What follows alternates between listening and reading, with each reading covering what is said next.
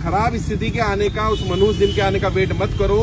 आपको पहले ही पता चल जाता है कि मेरी अगले महीने स्थिति नहीं है, 2 महीने पहले पता जाता है कि मैं अभी ईएमआई नहीं पे कर पाऊंगा। अब आप इंतजार करते रहते हो कि 3 ईएमआई बाउंस हो जाए। 3 ईएमआई का मतलब 90 दिन, 90 दिन के बाद वो हो जाएगा एनपीए।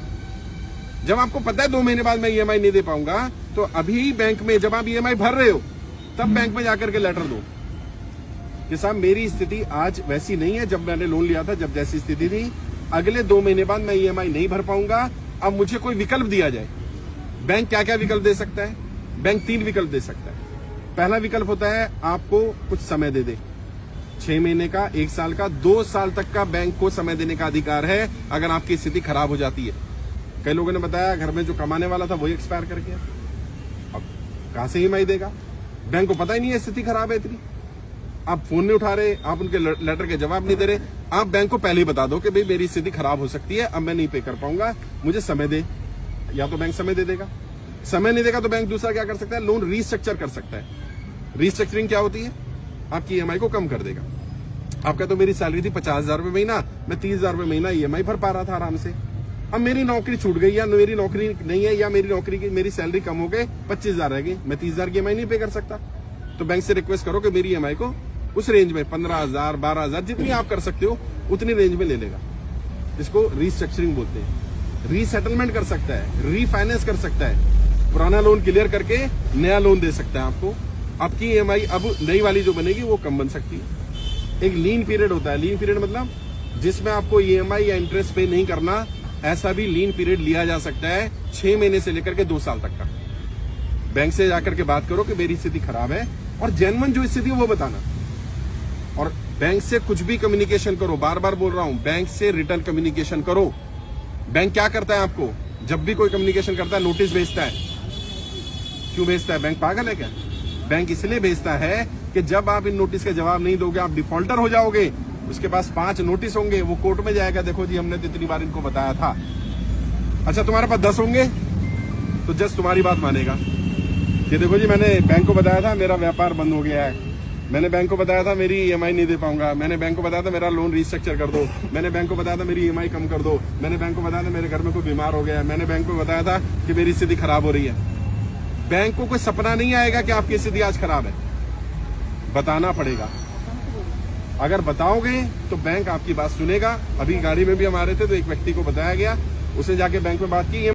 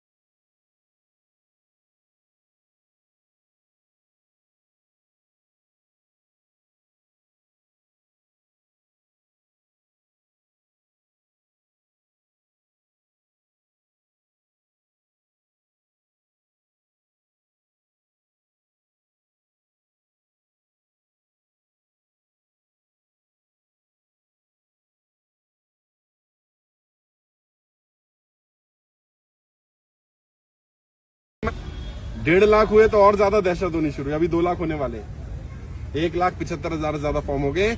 अब सरकार को ये समझ में नहीं आ रहा कि इनसे बात नहीं करेंगे तो ये संख्या बढ़ती जा रही है, और बात करेंगे तो फंसेंगे। वैसे आपके लिए मैं जल्दी सुप्रीम कोर्ट में भी एक PIL लगाने जा रहा हूं, और उस PIL में सिर्फ एक ही बात पूछ रहे हैं, क्या सरकार अमीरों की तरह आम इंसान का कर्जा माफ करेगी या नहीं करेगी? हाँ या ना में जवाब दे दे।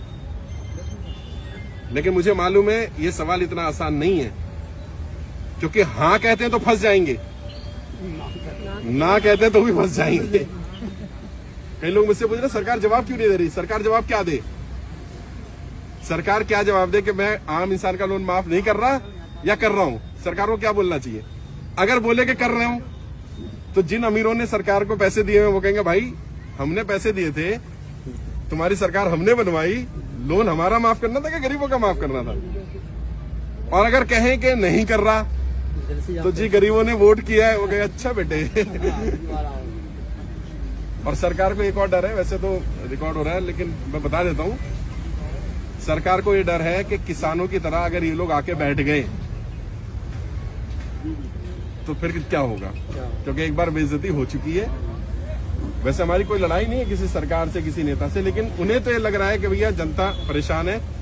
वित्त मंत्रालय भी जब गए लास्ट टाइम फाइल लेकर के, आपने वीडियो भी देखा होगा, वीडियो मैंने डाला था, वित्त मंत्रालय के अधिकारियों ने बोला है ऑफ रिकॉर्ड कि आप बहुत अच्छा काम कर रहे हो, हम पर भी कर्जा है। अब बताओ क्या करोगे? कह रहे हम पर भी कर्जा है, आप अच्छा काम कर रहे हो। यहाँ भी कई सरकारी एम्प्लॉय आए, भाई क्या करता है, सरकारी में सैलरी कम होती है तो थोड़ा बहुत इधर उधर से लोन लेके वो कुछ व्यापार कर लेता है, काम धंधा कर लेता है, और इसमें कोई बुराई भी नहीं है। अभी क्या हुआ, उसका धंधा चौपट हो गया, अब वो परेशान हो रहा है, क्या करूं मैं? तो उन्होंने कहा आप काम अच्छा कर रहे हो, लेकिन सरकार के साथ समस्या ये है कि सरकार माफ करे तो फंसे और ना माफ करे तो फंसे। कह रहे आपने ऐसी स्थिति डाल दी है। तो भैया मेरा तो मानना एक ही है, सरकार में बैठे कुछ लोग ये कह रहे थे कि लोग परेशान नहीं है। अभी 3-4 दिन पहले वित्त मंत्रालय का स्टेटमेंट आया कि अब कोरोना की आपदा से लोग उबर चुके। मैंने उनसे एक ही बात बोली कि आप आके मेरे साथ देखो तो सही, अब ज्यादा दिक्कत आ रही है। उस समय तो लोगों ने अपना पैसा कहीं से उधार लेके, यहाँ से लेके, वहां से लेके कोरोना का टाइम निकाल दिया, लेकिन कभी तो देना पड़ेगा ना। बिल्कुल आज दिक्कत आनी शुरू हुई, और बहुत सारे लोगों ने सुसाइड किया है। ऐसा कोई गलत कदम मत उठाइए, क्योंकि अगर आप ही नहीं बचे तो ये लड़ाई लड़ूंगा किसके लिए? भाई मेरे ऊपर कर्जा नहीं है, मेरी टीम पर, इन पर कर्जा नहीं है, संजय जी पर कर्जा नहीं है, मधु मैडम पर कर्जा नहीं है, राहुल जी पर कर्जा नहीं है, जो लोग हमारी टीम में जुड़े किसी पर कोई कर्जा नहीं है। मैं लड़ाई लड़ रहा हूं आप लोगों की, जनता की। आप ही नहीं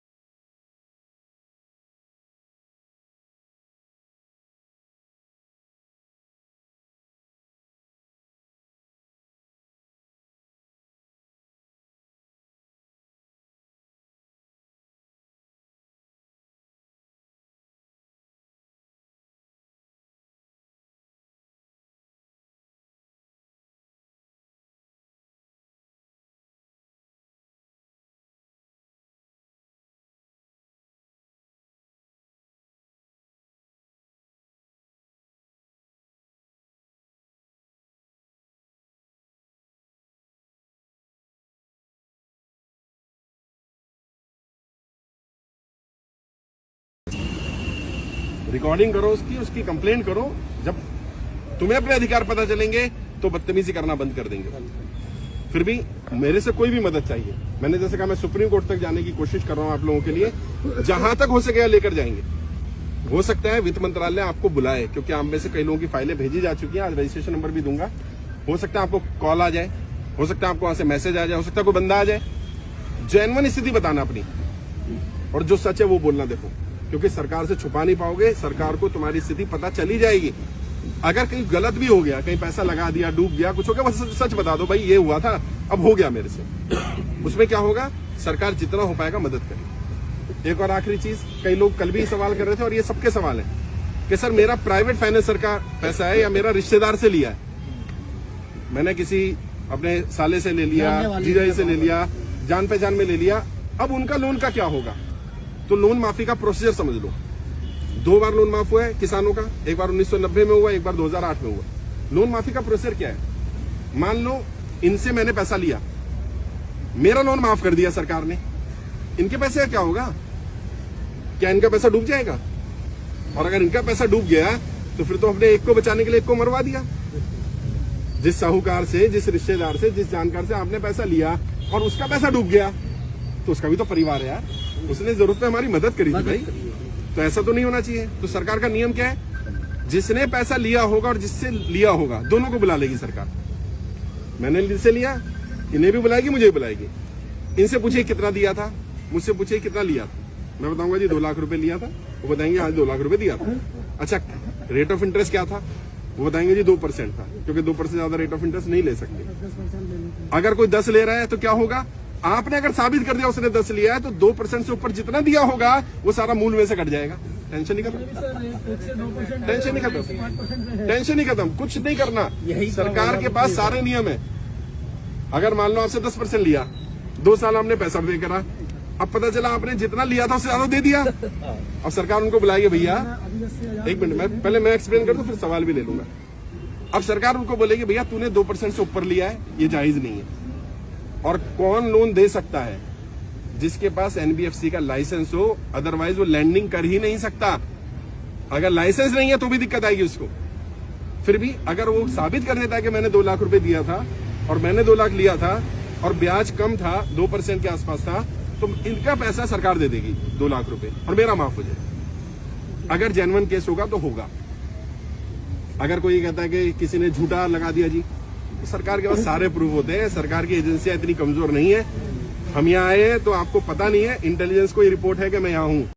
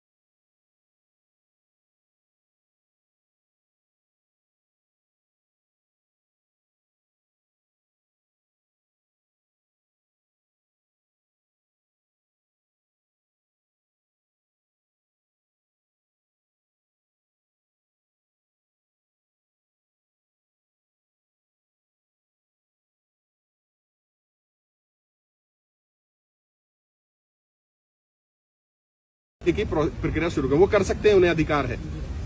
मैंने इसलिए कहा कि 3 किस्तें बाउंस मत होने दो बस। फिर भी अगर हो जाती है तो आप सेटलमेंट के लिए टाइम मांग लो।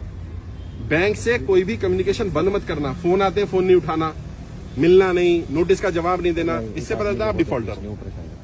बेहतर ये रहेगा कि आप फोन भी उठाओ, बात भी करो, बैंक भी जाओ, मिलो भी, अपनी बात करते रहो, तो वो समय देता रहेगा।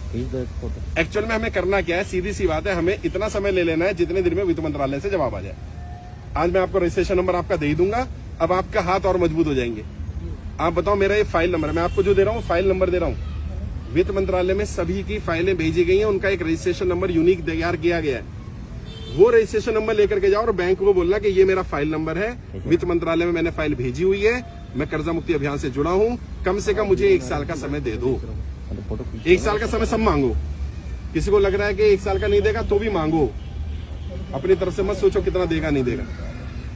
घबराना नहीं है, डरना नहीं है, लड़ेंगे और सफल होंगे।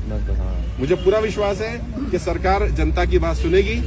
जनता की बस संख्या बल दिख जाए उसे। अभी वो दिख नहीं रहा था ना, अब दिखने लगा। अब उन्हें ये भी डर है कि ग्राउंड पे मिल रहा है। अभी मैं वेस्ट बंगाल होकर के आया, अभी मैं महाराष्ट्र होकर के आया, पंजाब होकर के आ गया, मैं गुजरात हो आया हूँ, अभी मैं मध्य प्रदेश जाने वाला हूँ, राजस्थान जाने वाला हूँ, यूपी होकर के आया हूँ। मैं देश के हर राज्य में जा रहा हूँ, हर डिस्ट्रिक्ट में जा रहा हूँ। और आप हैरान होंगे जान करके, कई कई जगह तो 500-500 हजार लोग आ रहे हैं। महाराष्ट्र में एक गांव में क्या पूरा गांव कर्जे में, आप वीडियो देखना, वो 650 लोग थे जिन्होंने फॉर्म भरा एक ही गांव के। वो कह रहे साहब किसान क्रेडिट कार्ड के नाम पे हमें लोन दे दिया, अब हमारी फसल खराब हो गई है, बैंक वाला सुन नहीं रहा, कह रहे हम तो फसल जब्ती कर लेंगे, आपकी जमीन जब्ती कर लेंगे।